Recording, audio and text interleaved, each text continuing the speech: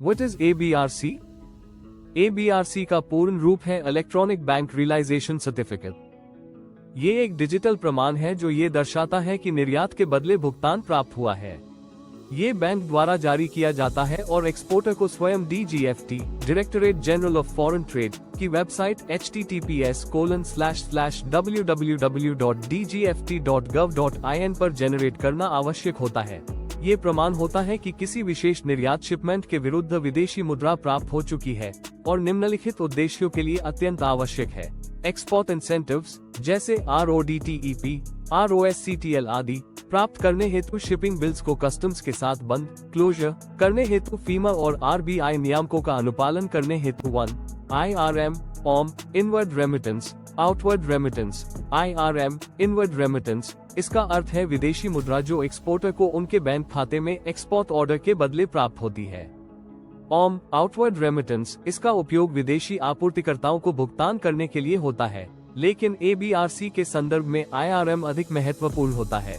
Bank इन विदेशी मुद्रा लेन then foreign exchange transactions को RBI और DGFT को एक इलेक्ट्रॉनिक प्लेटफॉर्म के माध्यम से रिपोर्ट करते हैं। प्रत्येक IRM को एक unique transaction reference UTR number मिलता है।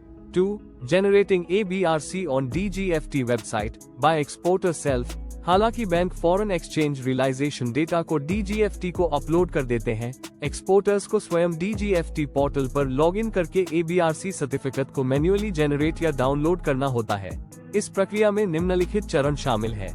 DGFT पोर्टल पर जाएं, https://www.dgft.gov.in/ अपने IEC और पासवर्ड से लॉगिन करें। Services right pointing arrow bank realisation certificate BRC में जाएं, व्यू BRC या जनरेट ABRC को सिलेक्ट करें।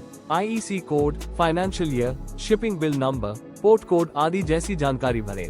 जब ABRC दिखाई दे तो उसे डाउनलोड करें। सुनिश्चित करें कि इनवर्ड रेमिटेंस की जानकारी मेल खाती हो। Important points: ABRC export benefits या सब्सिडीज का दावा करने हेतु अनिवार्य है।